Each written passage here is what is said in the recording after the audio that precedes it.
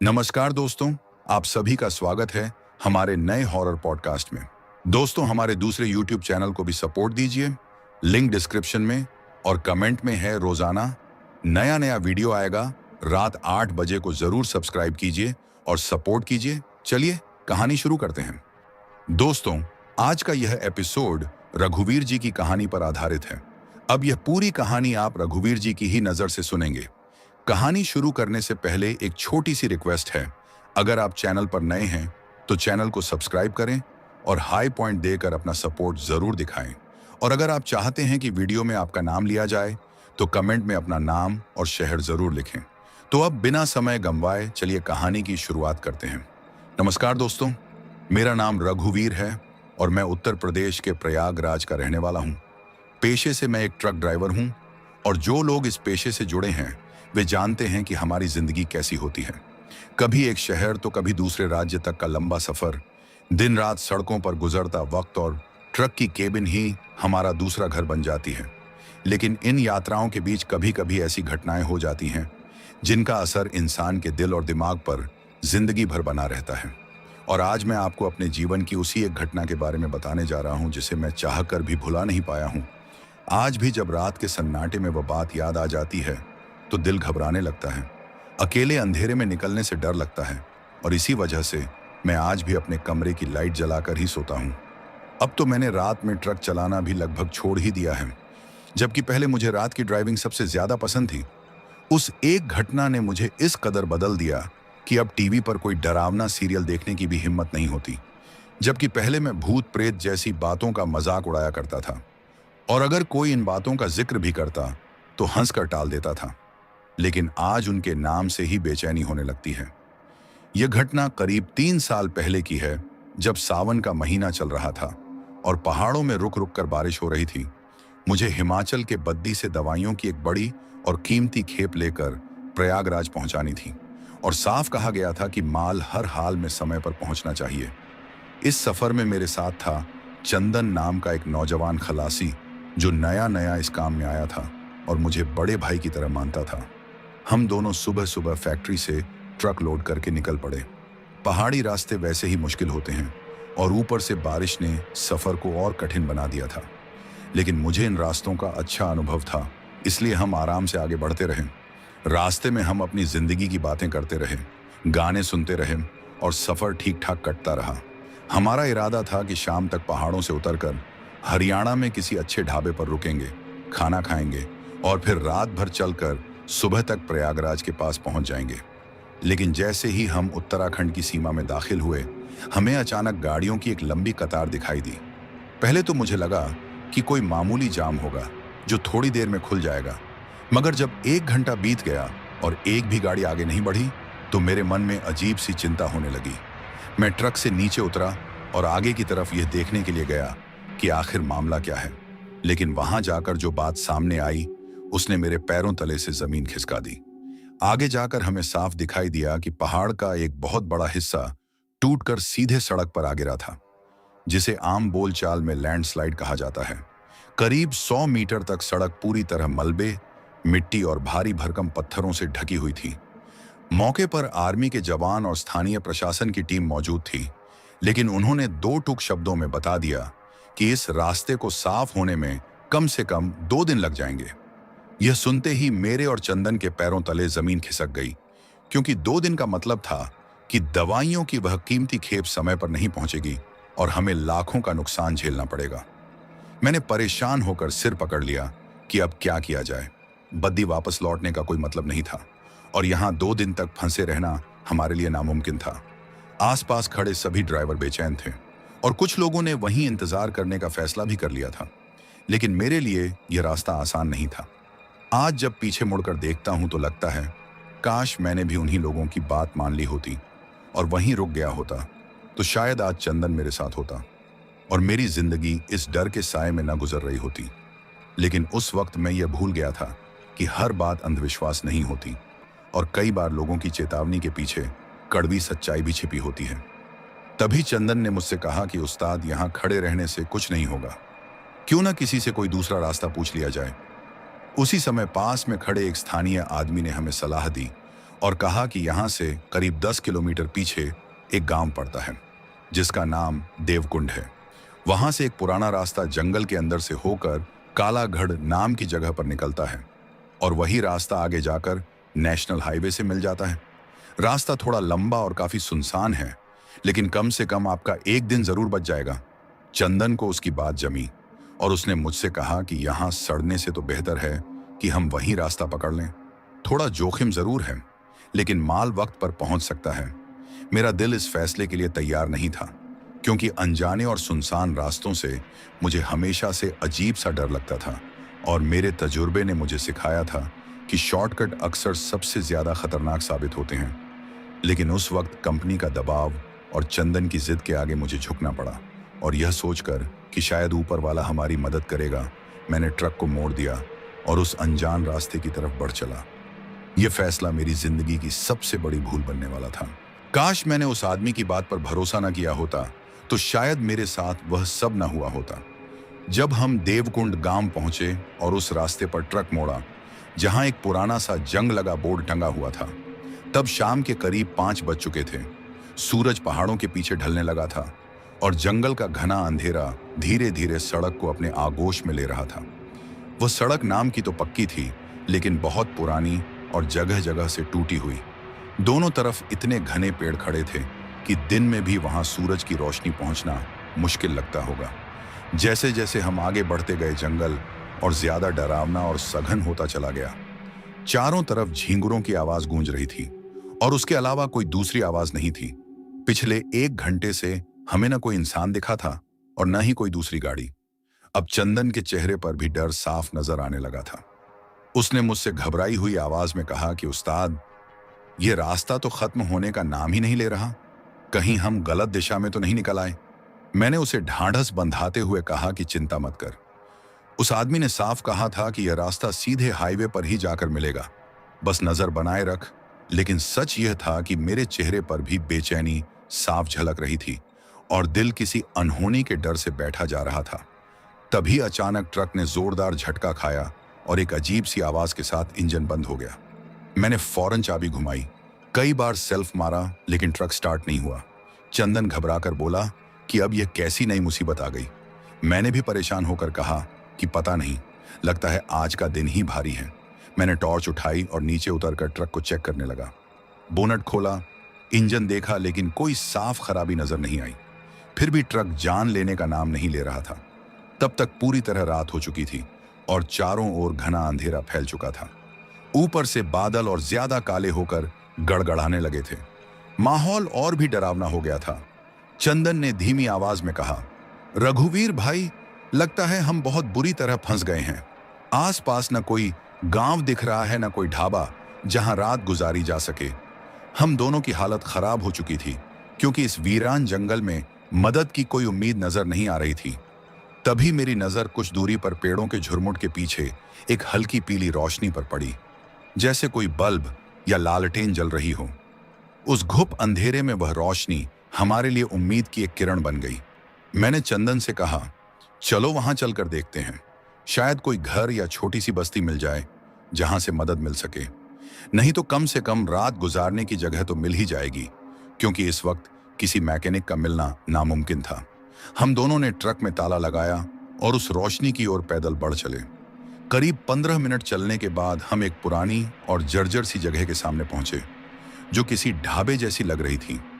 ढाबा ज्यादा बड़ा नहीं था, लेकिन उसकी हालत देखकर लग रहा था कि वह बरसों से उजाड़ पड़ा है। दीवारों पर काई जमी हुई थी और जगह जगह से प्लास्टर झड़ चुका था।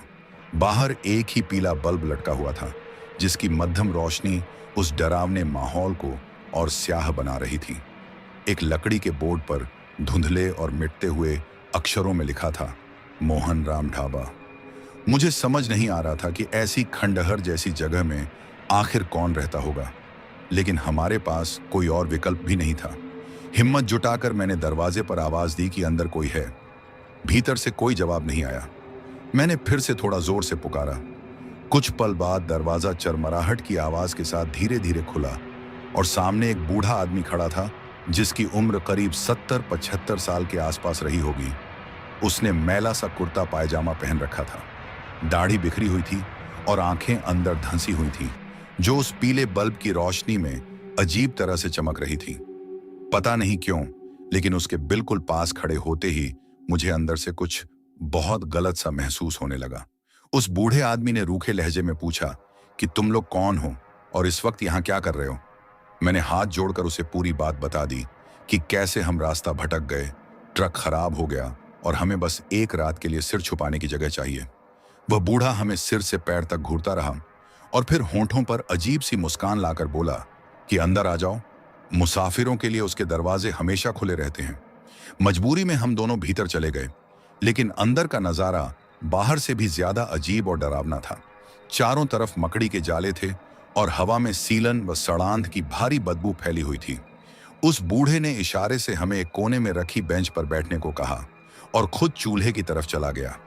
चंदन ने मेरे कान में फुसफुसाकर कहा कि उस्ताद, मुझे यह जगह और यह आदमी बिल्कुल ठीक नहीं लग रहा, हमें यहां से निकल जाना चाहिए। मैंने उसे डांटते हुए कहा कि पागल मत बन, इस घने अंधेरे जंगल में कहां जाएंगे और ट्रक भी खराब है, सुबह होते ही निकल जाएंगे। कुछ देर बाद वह बूढ़ा आदमी, जिसने अपना नाम किशनल लाल बताया, हमारे लिए खाना लेकर आया। थाली में 2 मोटी रोटियां और एक अजीब सी दिखने वाली सब्जी थी। भूख बहुत लगी थी, इसलिए हमने खाना शुरू कर दिया, लेकिन चंदन ने एक निवाला लेते ही कहा कि उस्ताद, इस सब्जी का स्वाद कुछ अजीब सा है। मैंने उसे चुप करा दिया कि मुफ्त का खाना है, ज्यादा नखरे मत कर, जंगल में इतना भी बहुत है। हालांकि सच यह था कि मुझे भी उस सब्जी में अजीब सा कसैलापन और तेज बदबू महसूस हो रही थी, जिससे मेरा मन घबरा रहा था। फिर भी भूख के आगे मैंने ध्यान नहीं दिया। खाना खत्म होने के बाद किशनल लाल ने हमें पीछे बने एक छोटे से कमरे में सोने भेज दिया। कमरा बेहद गंदा और बदबूदार था। जैसे ही हम चारपाई पर लेटे, हमारी आंखें भारी होने लगीं और मुझे लगा ये दिन भर की थकान का असर है, लेकिन असल में वह उस खाने का असर था। मुझे हल्की नींद आने ही वाली थी कि चंदन उठकर बोला, रघुवीर भाई, मुझे बाथरूम जाना है। उसने बाहर जाकर आवाज लगाई, लेकिन कोई जवाब नहीं आया। तभी उसे ढाबे के पीछे से कुछ खटपट की आवाज सुनाई दी और वह यह सोचकर पीछे वाले दरवाजे की तरफ गया, जो आधा खुला था। उसने दरवाजा खोला और बाहर चला गया। उसके कुछ ही पल बाद वह दरवाजा जोरदार आवाज के साथ अपने आप बंद हो गया। उस आवाज से मेरी नींद पूरी तरह उड़ गई। मैंने देखा कि चंदन कमरे में नहीं है। मैंने उसे आवाज दी, लेकिन कोई जवाब नहीं आया। उस अंधेरे और बदबू से भरे कमरे में मैं अकेला खड़ा था और मेरा दिल किसी भयानक अनहोनी के डर से जोर जोर से धड़कने लगा था, क्योंकि जैसे मैंने बताया था कि कैसे मैं और चंदन रास्ता भटक कर जंगल में पहुंचे। ट्रक खराब हुआ और मदद की तलाश में हम उस पुराने ढाबे तक आ गए जहां किशनल लाल नाम के बूढ़े ने हमें पनाह दी थी। लेकिन सच्चाई यह थी कि उस शैतान बूढ़े ने हमारे खाने में कुछ मिला दिया था और जैसे ही हम सोने के लिए कमरे में गए, चंदन बाथरूम जाने का बहाना बनाकर बाहर निकला और फिर कभी वापस नहीं लौटा। उसके बाहर जाते ही ढाबे का पिछला दरवाजा एक तेज धमाके के साथ बंद हो गया और उसी आवाज से मेरी नींद पूरी तरह टूट गई। मैं उस अंधेरे और बदबू से भरे कमरे में अकेला था और मेरा दिल किसी भयानक अनहोनी की आशंका से इतनी तेज धड़क रहा था कि मुझे अपनी सांसें तक सुनाई दे रही थीं। कमरे में चंदन को न देखकर मेरे मन में एक अजीब सी दहशत घर कर गई। मैंने फिर आवाज लगाई, चंदन, ओए चंदन, कहाँ है तू? लेकिन मेरी आवाज उस पुराने कमरे की सीलन भरी दीवारों से टकराकर वापस लौट आई। बाहर से कोई जवाब नहीं आया। मुझे लगा शायद वह बूढ़ा किशनल लाल बाहर हॉल में होगा, इसलिए मैं कमरे से निकलकर बाहर गया, लेकिन वहां सन्नाटा पसरा हुआ था। उसकी चटाई वैसे ही बिछी थी, मगर वह खुद गायब था।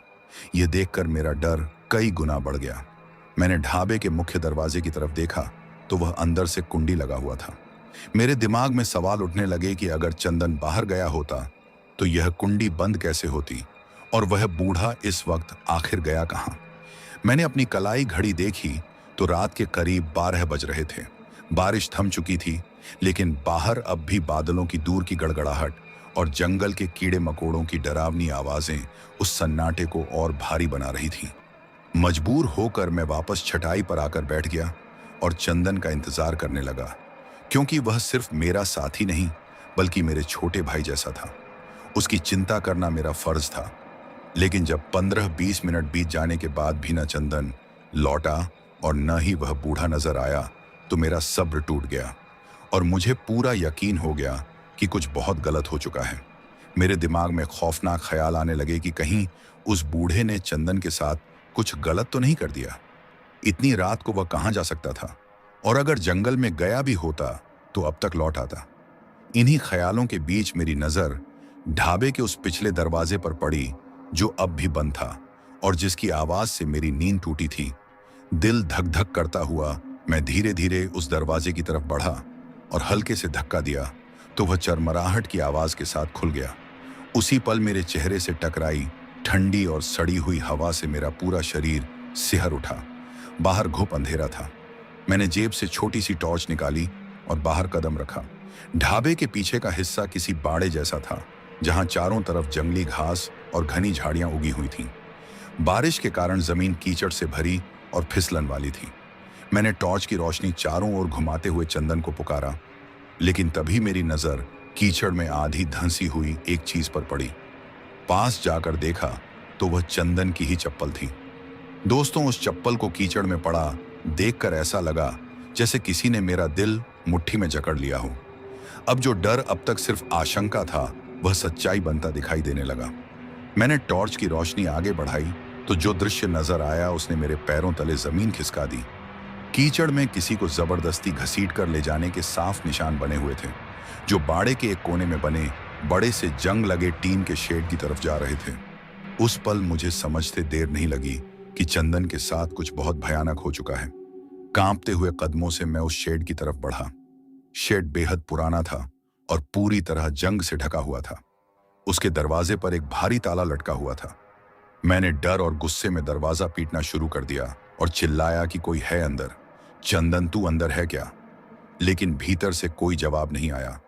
तभी मुझे शेड के अंदर से किसी चीज के घिसटने और खुरचने की हल्की हल्की आवाज सुनाई देने लगी। यह सुनते ही मेरे रोंगटे खड़े हो गए। मैंने घबराकर शेड के चारों तरफ नजर दौड़ाई तो एक तरफ थोड़ी ऊंचाई पर एक छोटी सी टूटी हुई खिड़की दिखी जिस पर मकड़ी के जाले जमे थे। पास में पड़े एक पुराने ड्रम को मैंने किसी तरह लुढ़काकर दीवार से लगाया और उस पर चढ़ गया। काश उस रात मैं उस ड्रम पर कभी न चढ़ा होता। काश मैंने उस खिड़की के अंदर झांकने की हिम्मत न की होती, क्योंकि जो मैंने देखा उसने मेरी नींद हमेशा के लिए छीन ली। कांपते हाथों से मैंने जाले हटाए और टॉर्च की रोशनी अंदर डाली। अंदर का नजारा देखकर मेरी चीख गले में ही अटक गई। मेरा पूरा शरीर सुन्न पड़ गया और आंखों के आगे अंधेरा छा गया। शेड के अंदर जमीन पर चंदन की लाश पड़ी थी। उसकी आंखें खुली थीं और चेहरे पर ऐसा डर जमा हुआ था जैसे उसने अपनी मौत को सामने से देखा हो। लेकिन इससे भी ज्यादा डरावना वह मंजर था जो उसकी लाश के पास चल रहा था। बूढ़ा किशनल लाल चंदन के पास बैठा हुआ था और वह अकेला नहीं था। उसके साथ दो और लोग थे जो इंसान कम और जानवर ज्यादा लग रहे थे। उनके दुबले काले शरीर और वहशी हरकतें देखकर मेरी रूह कांप उठी। वे तीनों मिलकर चंदन की लाश को नोच नोच कर खा रहे थे। उसके शरीर से मांस के टुकड़े उखाड़ रहे थे और खाते वक्त जानवरों की तरह गुर्रा रहे थे। उस घिनौने और अमानवीय दृश्य को देखकर मुझे उल्टियां आने लगीं और मेरा संतुलन बिगड़ गया। मैं लगभग उस ड्रम से नीचे गिर ही गया था। मेरा दिमाग सुन्न पड़ चुका था और मुझे अपनी आंखों पर यकीन नहीं हो रहा था कि कोई इंसान इतना हैवान भी हो सकता है। तभी शायद मेरे हिलने से ड्रम से हल्की सी आवाज निकल गई। अंदर बैठे कृष्ण लाल ने अचानक सिर उठाया। उसकी आंखें अंधेरे में किसी जंगली जानवर की तरह चमक रही थीं और उसका मुंह मेरे दोस्त चंदन के खून से सना हुआ था। उसने सीधे उस खिड़की की तरफ देखा जहां मैं खड़ा था। एक पल के लिए वक्त जैसे थम गया। हमारी नजरें मिलीं और उसकी आंखों में मैंने अपनी मौत साफ देख ली। उसके चेहरे पर एक शैतानी मुस्कान फैल गई। मैं डर के मारे ड्रम से कूद पड़ा और पूरी ताकत लगाकर ढाबे के सामने की तरफ भागा। मेरे दिमाग में बस एक ही ख्याल था कि किसी भी तरह अपने ट्रक तक पहुंचूं और इस जहन्नुम से निकल जाऊं। मैं भाग रहा था, लेकिन हर कदम पर ऐसा लग रहा था जैसे मेरे पैर कीचड़ में धंसते जा रहे हों और मौत मेरे पीछे पीछे दौड़ रही हो। जैसे ही मैं ढाबे के कोने से मुड़ा तो देखा कि किशनल लाल पहले से ही वहां खड़ा था और यह देखकर मैं सन्न रह गया कि वह बूढ़ा इतनी तेजी से यहां कैसे पहुंच गया। उसके हाथ में एक बड़ी जंग लगी कुल्हाड़ी थी जिस पर ताजा खून साफ नजर आ रहा था।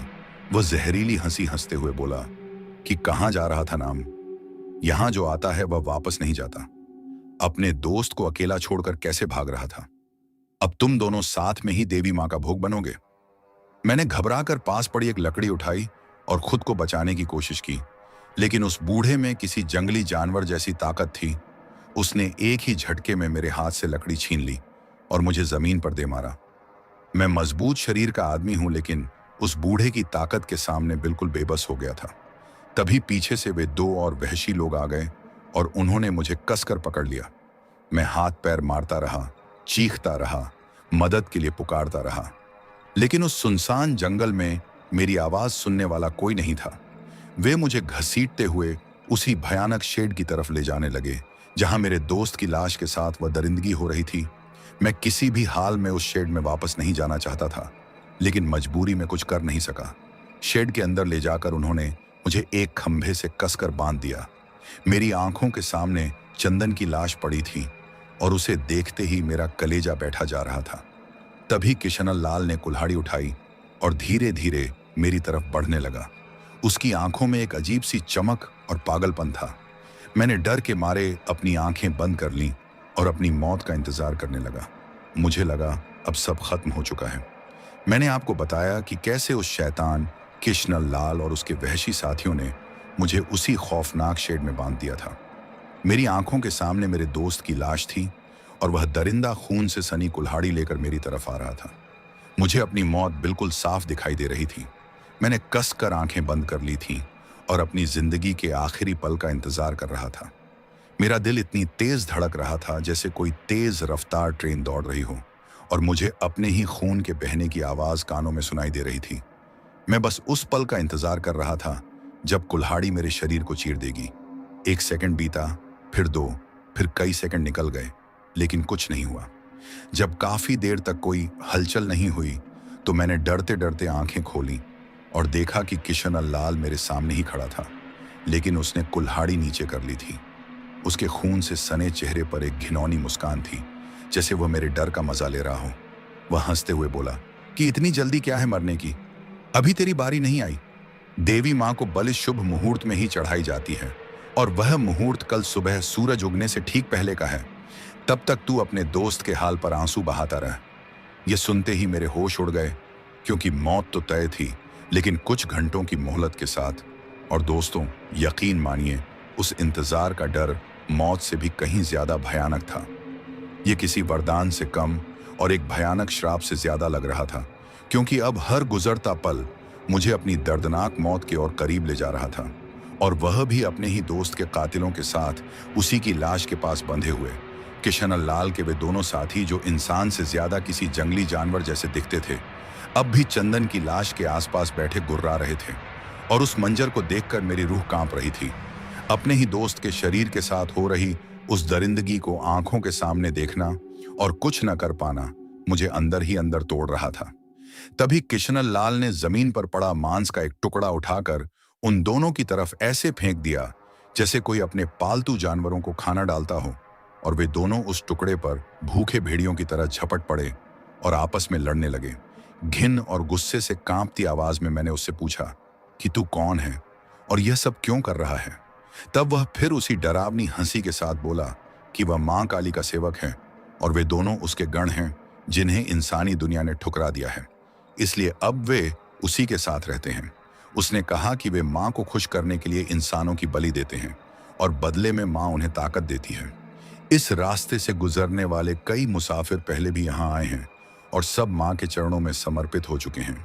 उसका कहना था कि चंदन तो बहुत किस्मत वाला था जो सीधे मां का भोग बना, और अब अगली सुबह सूरज निकलने से पहले मेरी बारी होगी। यह कहकर उसने एक बार फिर मुझे घूरा और अपने साथियों को इशारा किया। वे तीनों चंदन की बची खुची लाश को घसीटते हुए शेड से बाहर ले गए, और जाते जाते किशनल लाल ने बाहर से दरवाजे पर ताला जड़ दिया। अब मैं उस अंधेरे, ठंडे और बदबूदार शेड में बिल्कुल अकेला था। जमीन पर चंदन का खून जमकर काला पड़ चुका था, और एक कोने में इंसानी हड्डियों का छोटा सा ढेर पड़ा था, जिसे देखकर समझ आ रहा था कि मुझसे पहले कितने बदनसीब यहाँ अपनी जान गंवा चुके होंगे। उन हड्डियों को देखते ही मेरा दिल बैठने लगा। मुझे बस इतना पता था कि मेरे पास कुछ ही घंटे हैं, लेकिन यह समझ नहीं आ रहा था कि अपनी जान कैसे बचाऊं। मेरे हाथ पैर इतनी कसकर बंधे थे कि जरा सा हिलने पर रस्सी खाल में धंस जाती थी। डर के मारे पसीना बह रहा था, जबकि वहां नमी और ठंडक थी। बार बार मेरी आंखों के सामने मेरी पत्नी और मेरे 2 छोटे बच्चों का चेहरा आ रहा था और मैं मन ही मन भगवान से जिंदगी की भीख मांग रहा था। मुझे अपनी उस गलती पर गहरा पछतावा हो रहा था जब मैंने चंदन की बात मानकर उस सुनसान रास्ते पर ट्रक मोड़ दिया था। मैं पूरी तरह टूट चुका था और बेबस होकर रो रहा था। इन्हीं ख्यालों में डूबा हुआ था कि अचानक मुझे शेड के कोने में पड़े कबाड़ के ढेर के पास से किसी चीज के खुरचने की आवाज सुनाई दी। पहले तो मुझे लगा कोई चूहा होगा, लेकिन वह आवाज बार बार आ रही थी, जैसे कोई अंदर से बाहर निकलने की कोशिश कर रहा हो। मैंने घबराई हुई आवाज में पूछा कि मैं उस शैतान से चाबी कैसे लाऊंगा जब वह हर वक्त अपने उन 2 नरभक्षी साथियों के साथ रहता है। तब देविका ने बेहद शांत लेकिन भरोसे से भरे स्वर में कहा कि इस वक्त उसकी चिंता मत करो, क्योंकि अभी कृष्णन लाल और उसके गण अपने पूजा पाठ और तांत्रिक क्रियाओं में लगे होंगे और सुबह होने से पहले वे वापस नहीं आएंगे। उसने मुझे बताया कि मुझे अभी ढाबे में जाना है और उसके कमरे में चारपाई के नीचे एक छोटा सा थैला रखा है जिसमें कुछ खास जड़ी बूटियां हैं। अगर मैं उन्हें खा लूं तो कुछ घंटों के लिए मेरे शरीर में इतनी ताकत आ जाएगी कि मैं कृष्णन लाल और उसके दरिंदों का सामना कर सकूं। उसके यह कहते ही मेरे मन में एक पल के लिए डर उठा कि अगर मैंने इसे आजाद कर दिया तो कहीं यह आत्मा मुझे ही नुकसान न पहुंचा दे। लेकिन जैसे उसने मेरे मन की बात पढ़ ली हो, वह बोली कि मुझ पर भरोसा करो, मैं भी इस कैद से मुक्ति चाहती हूं और अगर तुम मेरी मदद करोगे तो मैं वादा करती हूं कि तुम्हें यहां से सही सलामत बाहर निकाल दूंगी। उसने यह भी कहा कि मेरे पास ज्यादा वक्त नहीं है और जो भी करना है तुरंत करना होगा। मैं पूरी तरह असमंजस में था, लेकिन उसकी बातों में मुझे अजीब सी सच्चाई महसूस हो रही थी और मुझे यह भी पता था कि कृष्णन लाल मुझे किसी भी हाल में जिंदा नहीं छोड़ेगा। इसलिए मैंने फैसला किया कि एक बार देविका की बात मानकर देखना ही आखिरी रास्ता है। यही सोचकर मैंने उस भयानक शेड का दरवाजा, जो अंदर से बस अटका हुआ था, बहुत धीरे से खोला और अंधेरी रात में ढाबे की ओर बढ़ गया। ये एक ऐसा कदम था जिसमें जरा सी गलती का मतलब सीधी मौत था। मैं रस्सियों से तो आजाद हो गया था, लेकिन असली कैद अब भी बाकी थी, क्योंकि मुझे उसी शैतान के अड्डे में वापस जाना था। उसकी गर्दन से वह चाबी लाने के लिए। जैसे मैंने पहले बताया कि शेड में खुद को आजाद करने के बाद अब मेरे सामने सिर्फ वही रास्ता था जो देविका नाम की उस कैद आत्मा ने दिखाया था।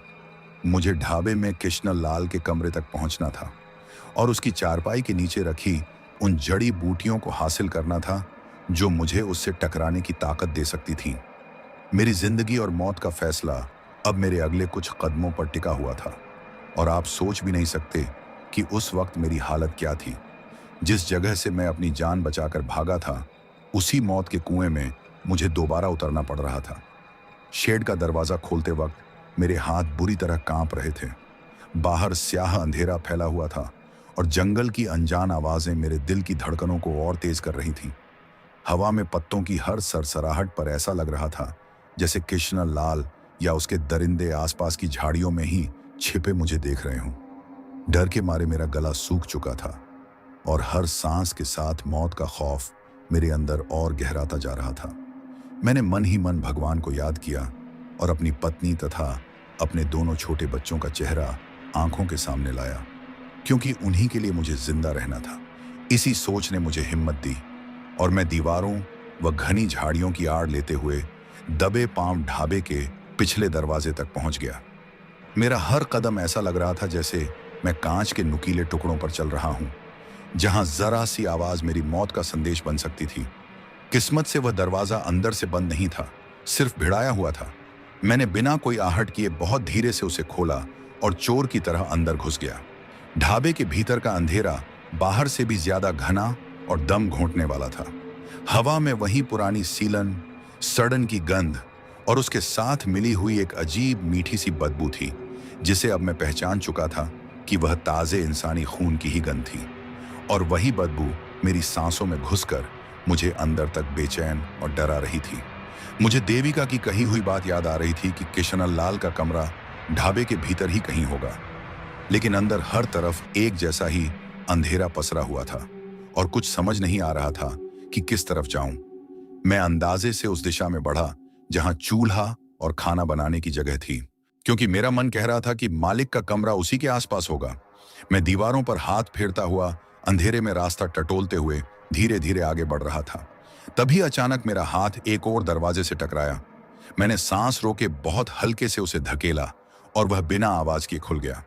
जैसे ही दरवाजा खुला, अंदर से ऐसी तेज और सड़ी हुई बदबू का झोंका आया कि एक पल के लिए मेरा सिर घूम गया। ये कोई रहने का कमरा नहीं, बल्कि एक छोटा सा स्टोर रूम था। मैंने डर के मारे टॉर्च जलाने की हिम्मत नहीं की, लेकिन बाहर से चांद की जो हल्की और धुंधली रोशनी अंदर आ रही थी, उसमें जो कुछ दिखाई दिया वह मेरे रोंगटे खड़े करने के लिए काफी था। कमरे में पुराने ट्रक के टायर, खराब बैटरियां और तरह तरह का कबाड़ फैला हुआ था। लेकिन सबसे डरावनी चीज कमरे के एक कोने में पड़ा इंसानी कपड़ों का बड़ा सा ढेर था, जिसमें अलग अलग लोगों के कपड़े थे। किसी की कमीज, किसी की साड़ी, किसी की फटी हुई पैंट, और दोस्तों उसी ढेर में मेरी नजर एक छोटे बच्चे के लाल रंग के स्वेटर पर पड़ी, जिस पर खून के गहरे काले धब्बे जमे हुए थे। वह दृश्य देखकर मेरा खून खौल उठा और दिल गुस्से, नफरत और बेबसी से भर गया, क्योंकि समझ आ गया था कि न जाने कितने बेगुनाह लोग और कितने परिवार इस शैतान की भूख का शिकार बन चुके होंगे, और उस मासूम बच्चे का क्या कसूर रहा होगा। यह सोचते ही मेरा कलेजा कांप उठा और मैंने जल्दी से वह दरवाजा बंद कर दिया। कांपते कदमों से थोड़ा और आगे बढ़ा तो उसी स्टोर रूम के बिल्कुल बगल में एक और दरवाजा दिखा, जो अंदर से हल्का सा बंद था। और तभी मुझे पूरा यकीन हो गया कि यही कृष्ण लाल का कमरा है। मैंने पहले दरवाजे पर कान लगाकर अंदर कोई आहट सुनने की कोशिश की, लेकिन भीतर पूरी तरह सन्नाटा था। पूरी हिम्मत जुटाकर मैंने कांपते हाथों से दरवाजा खोला, और दोस्तों, अंदर का नजारा किसी इंसान के कमरे जैसा नहीं, बल्कि किसी शैतान की मान जैसा लग रहा था। कमरा बहुत छोटा और तंग था, जिसमें एक पुरानी टूटी फूटी चारपाई पड़ी थी और एक कोने में मिट्टी के कुछ काले मटके रखे हुए थे। लेकिन असली डर तो तब लगा जब मेरी नजर कमरे की दीवारों पर गई, क्योंकि दीवारों पर कोयले और शायद खून से बनी अजीब अजीब डरावनी आकृतियां और निशान उकेरे हुए थे, जो किसी तांत्रिक की गुप्त साधना स्थली जैसे लग रहे थे।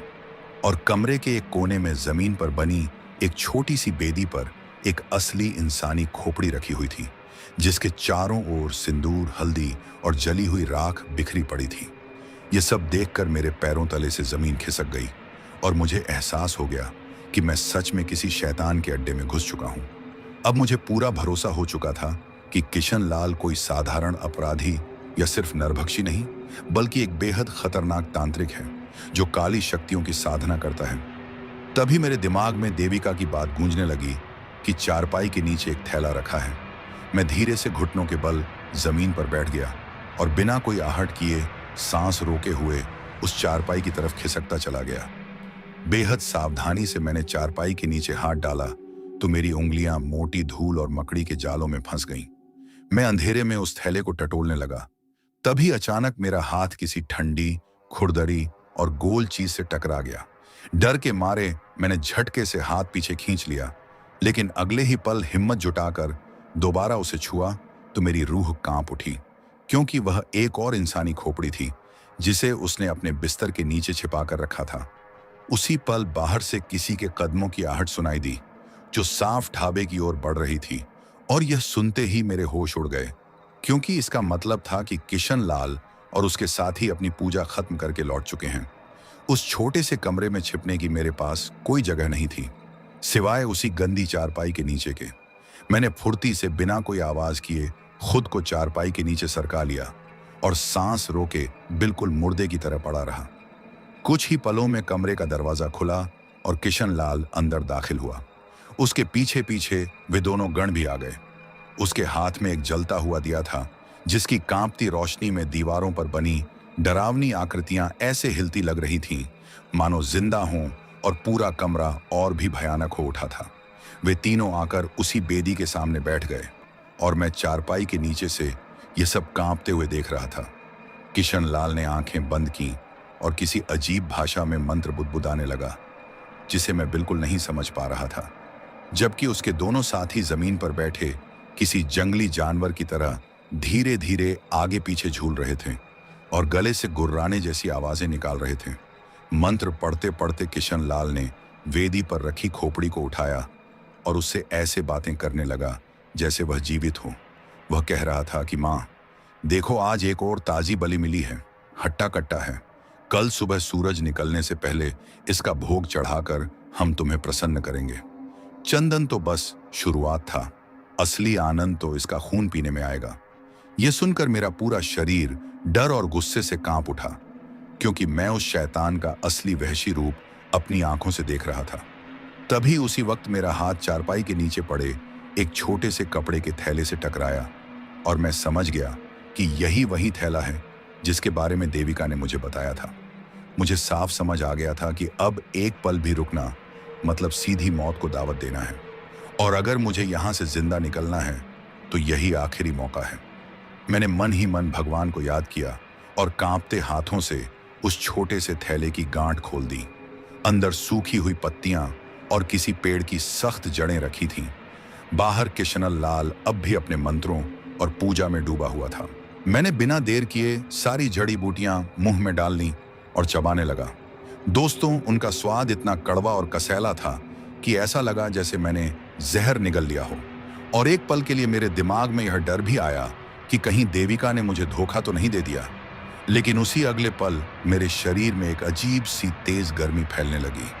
वह गर्मी किसी आग की तरह मेरी नस नस में दौड़ गई। ऐसा लग रहा था जैसे मेरी रगों में खून की जगह पिघला हुआ लावा बह रहा हो। मेरी सांसें तेज हो गईं, आंखों के सामने लाल सा अंधेरा छा गया, और सबसे हैरानी की बात यह थी कि मेरा सारा डर एक ही पल में खत्म हो गया। उसकी जगह मेरे अंदर एक ठंडा, नुकीला और बर्फ जैसा गुस्सा भर गया था। मुझे अपने भीतर ऐसी ताकत महसूस हो रही थी जैसी मैंने कभी सपने में भी नहीं सोची थी। उसी दौरान किशन लाल ने अपनी तांत्रिक रस्म पूरी की। उसने अपने दोनों वहशी साथियों को बाहर दरवाजे पर पहरा देने का आदेश दिया और खुद आकर उसी चारपाई पर लेट गया जिसके ठीक नीचे मैं छिपा हुआ था। अब मेरे और उस शैतान के बीच सिर्फ कुछ इंच की दूरी रह गई थी। ऊपर चारपाई पर किशन लाल अपनी आने वाली मौत से पूरी तरह अनजान लेटा हुआ था, और नीचे मैं अजीब सी शक्ति और बदले की आग से भरा हुआ सही मौके का इंतजार कर रहा था। उस रात हालात बदलने वाले थे, क्योंकि शिकारी खुद शिकार बनने जा रहा था। चारपाई के नीचे पड़ा हुआ हर एक पल मेरे लिए किसी पूरे युग जैसा लग रहा था। ऊपर लेटे किशन लाल की भारी और कठोर सांसों की आवाज मुझे साफ सुनाई दे रही थी, और मेरे अंदर का गुस्सा, ताकत और नफरत उफनते समंदर की तरह हिलोरें मार रही थी। मुझे पता था कि जैसे ही सही वक्त आएगा, उस अंधेरी रात का हिसाब हमेशा के लिए चुकता होने वाला है। अब मुझे साफ समझ आ चुका था कि यह लड़ाई या तो मेरी जान लेगी या मुझे आज़ादी देगी, क्योंकि अगर मैं सुबह होने तक इंतजार करता तो इन जड़ी बूटियों का असर खत्म हो जाता और मैं हमेशा के लिए उन दरिंदों का शिकार बन जाता। मेरे दिमाग में बार बार मेरे साथी चंदन की तस्वीर उभर रही थी, जिसकी लाश को उन हैवानों ने बेरहमी से नोचा था, और उसी याद ने मेरे अंदर सुलग रही आग को भड़कते शोले में बदल दिया। मैंने और एक पल भी गंवाना ठीक नहीं समझा और बिजली की फुर्ती से चारपाई के नीचे से बाहर निकल आया। कमरे में रखा दिया लगभग बुझ चुका था और चारों तरफ गहरा साया फैल गया था। शायद मेरी हलचल से या अपनी तांत्रिक शक्तियों के चलते किशन लाल की आंख अचानक खुल गई और उसने अंधेरे में मेरी भारी परछाई को अपने सामने खड़ा देखा। एक पल के लिए उसकी आंखों में हैरानी और फिर ऐसा खौफ उतर आया जैसा किसी ने पहली बार मौत को सामने देखा हो। वह हकलाते हुए चिल्लाया कि तू यहां कैसे पहुंच गया? तू तो शेड में बंधा हुआ था। लेकिन मैंने उसे एक भी शब्द और बोलने का मौका नहीं दिया। इससे पहले कि वह कोई मंत्र पढ़ पाता या अपने शैतानी साथियों को आवाज देता, मैं भूखे शेर की तरह उस पर टूट पड़ा। मैंने अपनी पूरी ताकत से उसका गला दबाया और एक ही झटके में उसे चारपाई से उठाकर दीवार पर दे मारा। टक्कर इतनी जोरदार थी कि उसके मुंह से दर्दनाक चीख निकल गई और दीवार का प्लास्टर उखड़कर जमीन पर गिर पड़ा। उस पल मुझे खुद अपनी ताकत पर यकीन नहीं हो रहा था, क्योंकि जो बूढ़ा कल तक जानवरों जैसी शक्ति रखता था, आज मेरे सामने सूखे पत्ते की तरह कांप रहा था। मैंने गुर्राते हुए उससे पूछा कि मेरे दोस्त को क्यों मारा। मेरी आवाज अब मेरी नहीं लग रही थी, उसमें एक अजीब गहराई और खौफनाक गुस्सा भर चुका था। मेरी दहाड़ सुनते ही बाहर पहरा दे रहे उसके दोनों गण दरवाजा तोड़ते हुए अंदर घुस आए और जंगली जानवरों की तरह मुझ पर झपट पड़े। लेकिन उस वक्त मेरे अंदर भी कोई और ही जाग चुका था। एक ने अपने लंबे गंदे नाखूनों से मेरी पीठ पर वार किया, जिससे मेरी कमीज फट गई, और दूसरे ने मेरे पैर को अपने मजबूत दांतों से पकड़ने की कोशिश की। हैरानी की बात यह थी कि मुझे जरा सा भी दर्द महसूस नहीं हो रहा था। मैंने एक ही झटके में पीछे से हमला करने वाले गण को उसकी गर्दन से पकड़ा, उसे हवा में उठाया और पूरी ताकत से जमीन पर पटक दिया। उसकी हड्डियों के टूटने की भयानक आवाज उस छोटे से कमरे में गूंज उठी। यह दृश्य देखकर दूसरा गण कुछ पलों के लिए डर के मारे पीछे हट गया, लेकिन मैंने उसे भी भागने का एक पल तक मौका नहीं दिया। मैंने वेदी पर रखी वही इंसानी खोपड़ी उठाई और पूरी ताकत से उसके सिर पर दे मारी। वह दरिंदा एक अजीब सी चीख निकालता हुआ वहीं ढेर हो गया, और अब उस कमरे में सिर्फ मैं और किशन लाल बचे थे। वह जमीन पर पड़ा डर के मारे बुरी तरह कांप रहा था। मैं उसके सीने पर चढ़ गया और उसके गले में बंधे उस काले धागे को, जिसमें देविका के संदूक की चाबी थी, एक ही झटके में तोड़कर अपने हाथ में ले लिया। तभी वह गिड़गिड़ाते हुए बोला, मुझे छोड़ दे रघुवीर, मैं तुझे बहुत पैसा दूंगा, जो चाहेगा वो दूंगा, बस मुझे जाने दे। मैंने उसके गले को और कसते हुए कहा कि छोड़ूंगा जरूर, लेकिन इस दुनिया में नहीं। इतना कहकर मैं उसे अधमरी हालत में वहीं छोड़कर कमरे से बाहर दौड़ पड़ा, क्योंकि अब मेरा एक ही मकसद था, शेड में कैद देविका की आत्मा को आजाद करना। मैं पूरी ताकत से भागता हुआ शेड तक पहुंचा। घबराहट और शरीर में भरी उस अजीब शक्ति की वजह से मेरे हाथ कांप रहे थे, लेकिन फिर भी मैंने ताले में चाबी डाली और एक ही झटके में ताला खोल दिया। शेड के अंदर वही अंधेरा और सड़ी हुई मौत की बदबू भरी हुई थी। मैंने जोर से चिल्लाया, देविका, मैं आ गया, कहाँ हो तुम? तभी कोने में पड़े पुराने लकड़ी के संदूक से आवाज आई, यहीं हूं। रघुवीर, जल्दी करो, संदूक खोलो। मैंने झटके से संदूक का ढक्कन उठाया, लेकिन अंदर कोई लाश या कंकाल नहीं था, बल्कि एक छोटा सा बेहद खूबसूरत चांदी का ताबीज रखा था, जो उस घुप अंधेरे में भी हल्का हल्का चमक रहा था। तभी देविका की आवाज गूंजी, इसी ताबीज में मेरी आत्मा कैद है, इसे तोड़ दो, जमीन पर पटक कर तोड़ दो, जल्दी करो, वह शैतान आ रहा है। तभी शेड के दरवाजे पर खून से लथपथ किशन लाल आ खड़ा हुआ। उसके हाथ में एक जंग लगा त्रिशूल था और उसकी आंखों में नफरत और पागलपन भरा हुआ था। वह जोर जोर से कोई भयानक मंत्र पढ़ने लगा और चीख कर बोला, तुझे क्या लगा तू मुझे खत्म कर देगा मूर्ख? मैं तुझे और इस चुड़ैल दोनों को अभी भस्म कर दूंगा। उसने त्रिशूल मेरी तरफ घुमाया और मंत्र फूंका। दोस्तों, उस पल मुझे ऐसा महसूस हुआ जैसे हवा में हजारों जलती सुइयां एक साथ मेरे शरीर में चुभ रही हों। असहनीय पीड़ा से मेरा शरीर टूटने लगा, जैसे कोई अदृश्य ताकत मेरी जान को खींच रही हो। मुझे साफ महसूस हो रहा था कि जड़ी बूटियों का असर अब तेजी से खत्म हो रहा है। तभी देविका की आवाज आखिरी बार पूरी ताकत से गूंजी, रघुवीर, इसे तोड़ दो अभी। मैंने अपनी बची हुई आखिरी ताकत समेटी, उस ताबीज को उठाया और पास पड़े एक बड़े पत्थर पर पूरी शक्ति से दे मारा, और जैसे ही वह ताबीज टूटा, उसमें से एक भयानक तेज सफेद रोशनी फूट पड़ी। रोशनी इतनी तीव्र थी कि मेरी आंखें अपने आप बंद हो गईं और पूरा शेड मानो एक पल के लिए दिन की तरह चमक उठा। उस तेज उजाले के बीच से एक अत्यंत सुंदर स्त्री की आकृति प्रकट हुई, जिसने श्वेत वस्त्र धारण किए थे। वही देविका थी जो अब पूरी तरह मुक्त हो चुकी थी। उस पवित्र प्रकाश से टकराते ही किशन लाल का सारा काला जादू जैसे झलकर राख हो गया। देविका ने गुस्से और पीड़ा से भरी नजरों से किशन लाल की ओर देखा और गूंजती हुई आवाज में कहा कि वर्षों तक तूने मुझे अपनी दास बनाकर रखा, अधर्मी, अब तेरे अंत का समय आ गया है। उसकी आवाज अब कमजोर नहीं बल्कि शक्तिशाली थी और पूरा शेड उससे थर्रा उठा। किशन लाल डर के मारे पीछे हटने लगा, लेकिन देविका की आत्मा बिजली की रफ्तार से उसकी ओर बढ़ी और सीधे उसके शरीर में समा गई। उसका शरीर बुरी तरह कांपने लगा। वह दर्द से चीखने चिल्लाने लगा, जैसे उसके भीतर कोई भयानक युद्ध चल रहा हो, और फिर एक आखिरी दिल दहला देने वाली चीख के साथ उसका शरीर आग की लपटों में घिर गया और कुछ ही पलों में राख के ढेर में बदल गया। उसके खत्म होते ही ढाबे में मौजूद वे दोनों गण भी हवा में उड़ती धूल की तरह बिखर गए। अब शेड में सिर्फ मैं और देविका की आत्मा बची थी। देविका ने मेरी ओर मुड़कर हाथ जोड़ते हुए कहा कि रघुवीर, तुम्हारा धन्यवाद, तुमने मुझे आज मुक्त किया है। अब तुम यहां से चले जाओ और कभी पीछे मुड़कर मत देखना, सुबह होने वाली है। इतना कहकर वह उसी सफेद रोशनी में विलीन हो गई और हमेशा के लिए शांत हो गई। मैं गहरे सदमे में खड़ा था। जड़ी बूटियों का असर पूरी तरह खत्म हो चुका था और अब मेरे घावों का दर्द व पूरी रात की थकान एक साथ टूट पड़ी थी। लड़खड़ाते कदमों से मैं शेड से बाहर निकला और बिना एक पल गंवाए उस डरावने जंगल को चीरता हुआ अपने ट्रक की ओर भागा। जब मैं ट्रक के पास पहुंचा तो पूरब में सूरज की पहली किरण अंधेरे को चीरती हुई उग चुकी थी। मैंने कांपते हाथों से चाबी लगाई, भगवान को याद किया और इंजन स्टार्ट करने की कोशिश की। एक दो बार खांसने के बाद ट्रक की आवाज गूंजी और उस आवाज ने मुझे जैसे नई जिंदगी दे दी।